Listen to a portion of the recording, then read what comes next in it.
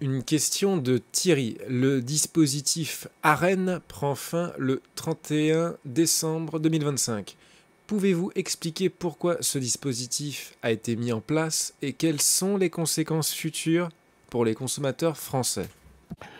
J'ai un petit peu touché un mot de ça quand je parlais tout à l'heure de l'industrie automobile, puisque ça fait partie justement du renchérissement du coût de l'énergie dans les pays d'Europe. Donc l'AREN, c'est l'accord pour l'accord de je sais pas quoi pour l'électricité nucléaire historique. C'est l'accès Ah non, c'est l'accès pour... pour l'électricité nucléaire historique. Ça, je sais la fin, c'est accès à la régulation, un truc comme ça. Pour bon, bref. Ce truc, c'est quoi en fait? Sans entrer dans les détails, parce que c'est assez compliqué. C'est une espèce d'usine à gaz. C'est d'ailleurs tout le problème. Avant, il y avait un truc qui marchait de façon extraordinaire. Ça s'appelait... Accès régulé. Accès régulé, voilà. Avant, il y avait un truc qui marchait très très bien. Ça s'appelait un service public. C'était une entreprise qui avait été nationalisée. On peut même dire qu'elle avait été plus que nationalisée. Elle avait été étatisée, puisque 100% du capital était détenu par l'État.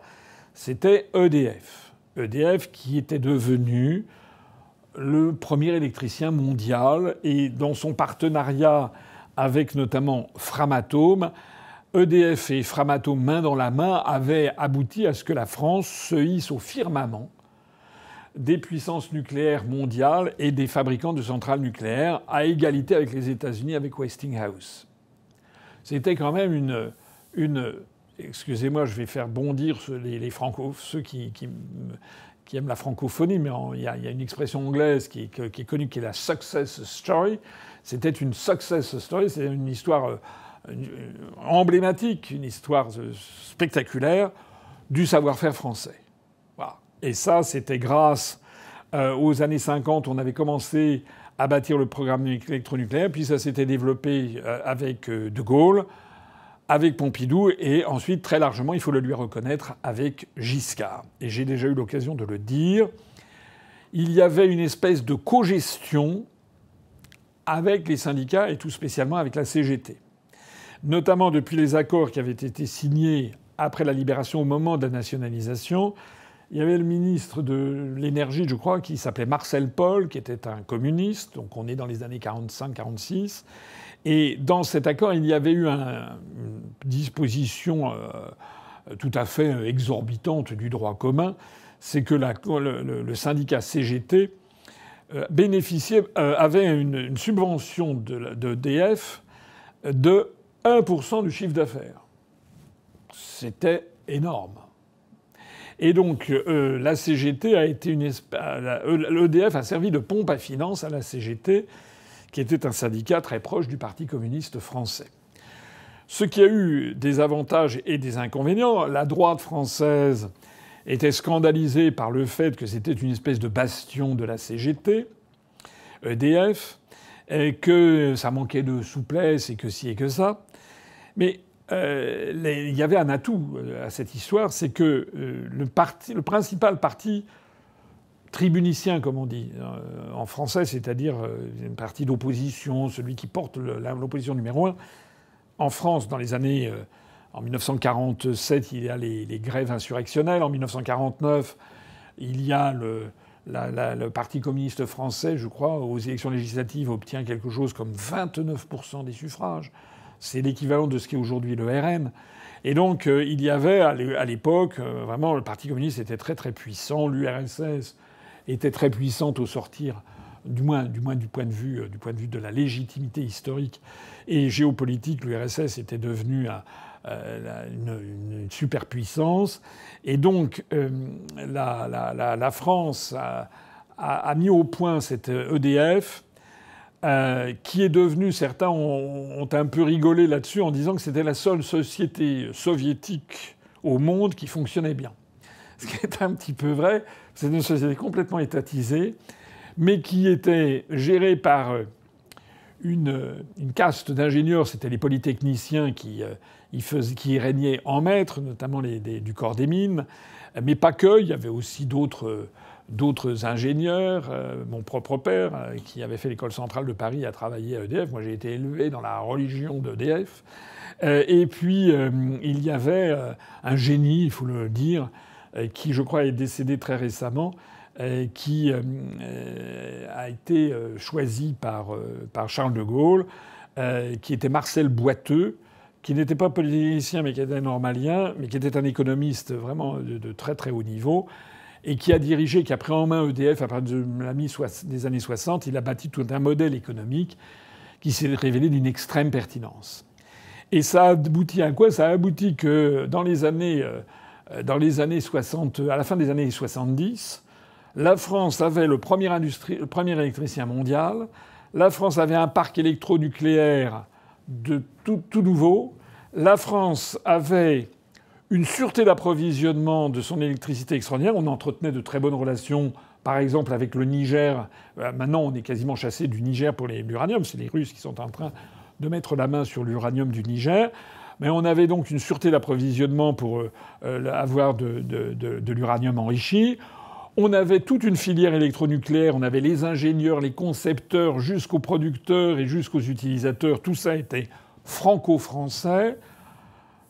On était les rois, en fait. Et tout ça pour le plus grand bénéfice de qui? Des Français. Puisqu'on avait une électricité qui était absolument fantastique, enfin qui était disponible à tout moment, et qui était très bon marché.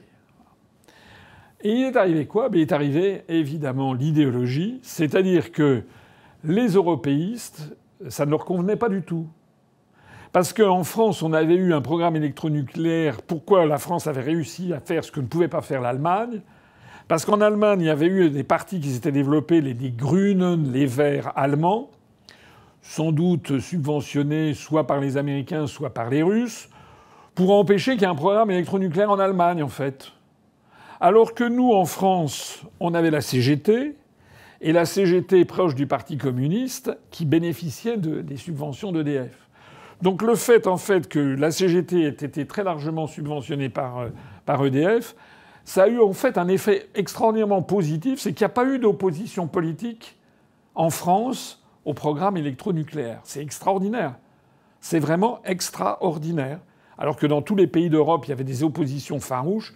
En France, dans les années 60-70, il n'y a pas eu d'opposition. C'est ce qui nous a donné cette situation à nul autre pareil. Mais cette situation, évidemment, qui a fait enrager un certain nombre de nos partenaires, et notamment les Allemands. Les Allemands voyaient bien que la France était en train de se doter d'un appareil industriel de production d'électricité absolument génial, fonctionnant très bien, avec un coût très bas, avec une totale sûreté d'approvisionnement et qui allait donner un avantage compétitif colossal à la France. Et c'est les Allemands, par le truchement de la Commission européenne et de l'Union européenne, l'Union fait la force, etc., que l'on a mis dans la tête qu'il fallait avoir une concurrence libre et non faussée. Et donc l'appareil industriel qui produisait de l'électricité bon marché en France, c'était un avantage compétitif exagéré pour la France. Et au lieu, enfin moi je peux vous assurer que j'aurais été en fonction à cette époque, mais on m'aurait arraché les yeux et les bras et les jambes que je n'aurais pas varié d'un iota. J'aurais dit on ne touche pas à EDF. J'aurais appliqué un principe que j'ai appris en Extrême-Orient, on ne change pas un truc qui gagne. Enfin, la mentalité des Chinois, par exemple, ou des Japonais, le meilleur en japonais, ça se dit Daiichi, ça veut dire le numéro 1. Donc, quand vous avez un numéro 1 mondial, quand vous avez un truc qui marche super bien, vous n'allez jamais changer les conditions qui ont fait que ça marche super bien. Il faut être soit un traître à la nation, soit quelqu'un qui ne comprend pas grand-chose, qui est un peu fatigué du bulbe, voilà, quelqu'un, soit un lâche, ou quelqu'un qui se laisse intimider. Donc à partir du moment où il y avait les Allemands qui faisaient les gros yeux, grosse Augen, etc., et puis la Commission européenne a dit Europäische Kommission, etc., donc il y a des gens qui disent « Bon, on va essayer de faire un compromis ».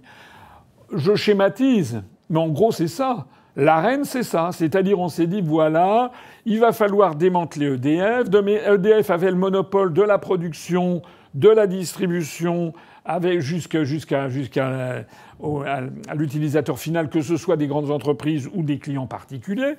Tout était EDF. Et ça marchait quand même très, très, très, très bien. Il y avait eu une panne générale en France qui était arrivée en décembre 1978, je crois, le troisième lundi de janvier, pardon, décembre 78. Je me rappelle, j'étais au petit déjeuner, je prenais mon petit déjeuner dans la cafétéria à HEC où j'étais étudiant. D'un seul coup, tout s'était éteint. Ah, ça avait fait un scandale national parce que pendant plusieurs heures, on avait eu une panne en France. Mais c'était quasiment la seule fois.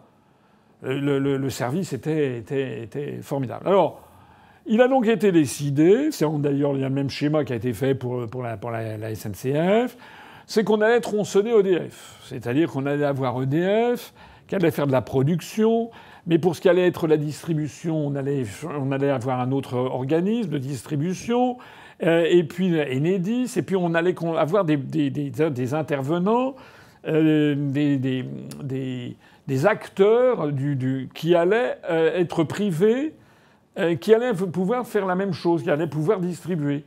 Et donc on est parti du principe qu'il allait falloir mettre de la concurrence. Selon ce principe complètement imbécile qui est qu'à partir du moment où on introduit de la concurrence, ça va faire baisser les prix. C'était complètement imbécile. Pourquoi ? D'abord parce que il peut y avoir des cas où la concurrence, effectivement, fait baisser les prix. C'est exact. Ça a été le cas, par exemple, pour la téléphonie. Et moi, je suis quelqu'un de pragmatique. Je ne suis pas un idéologue. Moi, je suis favorable à l'économie de marché, avec la concurrence. Bien sûr, pour qu'il y ait une émulation. Mais il y a des secteurs où ça ne marche pas. Et justement, les secteurs avec des très, très, très gros investissements. Là, le taux de retour sur investissement dans un secteur comme l'électricité, c'est quelque chose qui doit être du 30 ou 40 ans. Donc il ne faut surtout pas avoir des taux de rentabilité, des exigences de rentabilité qui soient sur 3 mois. Par ailleurs, il faut c'est un tout, si vous voulez. Vous ne pouvez pas avoir des acteurs économiques qui attendent que EDF produise le truc et puis qu'ils le distribuent. Parce que comment ils vont faire pour le distribuer moins cher ? On est donc arrivé à un système complètement délirant où on a forcé EDF à vendre à des concurrents de l'électricité moins chère que ce qu'elle produisait pour permettre à des concurrents de venir la concurrencer. Enfin, c'est un truc de dingue. C'est d'autant plus dingue que, comme je l'ai rappelé tout à l'heure, on avait le marché en France d'électricité le plus fiable et le moins cher. Il suffit d'aller regarder ce qui se passait dans les autres pays d'Europe. Donc normalement, voilà, des dirigeants dignes de ce nom. Mais tout ça, ça s'est passé sous la présidence Mitterrand. Des dirigeants dignes de ce nom auraient dit aux Allemands « Allez vous faire cuire un œuf ». Nous ne changerons pas d'un iota, faire exactement ce que font Xi Jinping, ce que fait Poutine, ce que fait Trump. Voilà, défendre les intérêts nationaux. Enfin, moi, si j'avais été en fonction, je peux vous dire, ça aurait été terminé, il n'y aurait pas eu. Mais il n'y a pas eu ça. On a commencé à dire oui, mais peut-être que vous avez raison. C'est vrai qu'en fait, on est quand même très avantagé. Avantagé parce que nous avions fait, nos ancêtres, nos aïeux, ont fait des très bons choix, ont fait des investissements. Enfin, c'est incroyable, en fait, comme histoire. Alors, le résultat des courses, c'est quoi ? C'est qu'on a accepté ce démantèlement, alors avec une usine à gaz où plus personne n'y comprend rien. Alors, je te vends de l'électricité, mais alors, est-ce que c'est de l'électricité nucléaire ? Est-ce que c'est de l'électricité hydroélectrique, est-ce que c'est des centrales thermiques, et puis comment ça va s'articuler avec la production en Allemagne, et puis il va y avoir un opérateur pour la distribution, et puis il va y avoir un opérateur pour les entreprises, et puis pour les particuliers, oui, mais comment on va voir quels acteurs privés, enfin... Au lieu qu'avant ça marchait très bien et c'était la maison des ingénieurs, c'est devenu maintenant la maison de technocrates qui ne comprennent rien à rien. Alors, il y a eu d'ailleurs à la tête d'EDF des gens qui ont été quand même de grande qualité. Je citerai, alors après le départ à la retraite de Marcel Boiteux, et des gens qui se sont laissés imposer par l'État des décisions délirantes. Allez parler, regardez Henri Proglio, vous l'avez entendu parler, maintenant qu'il est retraité et qu'il a un certain âge, il commence a donné de la voix. Il explique le scandale que tout ceci est. Il y a eu également quelqu'un que j'ai très bien connu, qui est Jean-Bernard Lévy, qui a été directeur de cabinet de Gérard Longuet quand j'étais au cabinet de Gérard Longuet. Jean-Bernard Lévy, qui est un ex-télécom, qui est quelqu'un d'extrêmement intelligent, très, très, très bien, etc. Bon, ben, évidemment, il était obligé d'obéir à l'État, mais enfin, il a dû avaler des couleuvres toute la sainte journée pendant des mois, parce que, ben, comme tous ses prédécesseurs et successeurs, parce que l'État, les dirigeants français, sous pression européenne et allemande, ont forcé, en fait, à tuer EDF. C'est aussi simple que ça. Voilà. Alors, il en reste encore des morceaux, mais... Alors, cette arène, c'était quoi, au bout du compte? Au bout du compte, il y avait un maximum, je crois, de ventes, c'était sur 100 MWh, ou je ne sais plus quoi, je me trompe peut-être, et avec un prix à assurer de 42 € par mégawattheure. Hein. Et chaque producteur privé pouvait recevoir 100 TWh ou... 100 TWh. 100 TWh, voilà. Et puis alors ça arrive à échéance, cet accord régulé sur l'électricité nucléaire historique, déjà qui a un nom, déjà le mot historique, enfin c'est complètement dingue. Et puis, donc ça arrive à échéance là, le 31 décembre, et à partir du 1er janvier 2026, il y a un nouvel accord, 2026, il y a un nouvel accord qui s'appelle, je crois, le VUN ou le VNU, non, c'est quoi? Nucléaire, VNU, VUN. Si, vérifiez ça. Enfin bref, maintenant, l'EDF va pouvoir vendre toute sa production. Il ne sera pas plafonné à 100 TWh, mais au bout du compte, il n'y aura plus non plus de garantie de prix. Et donc, on envisage que ça va monter à 70 € le mégawattheure. VUN, versement universal. Ah, ça veut dire universel nucléaire. Voilà, versement universel nucléaire, le VUN. Ben. Tous ces acronymes, en fait, on n'y comprend rien. Bon, au bout du compte, voilà, après de vous avoir raconté tout ça, le bout du compte, c'est quoi? Qui est le cocu dans l'affaire?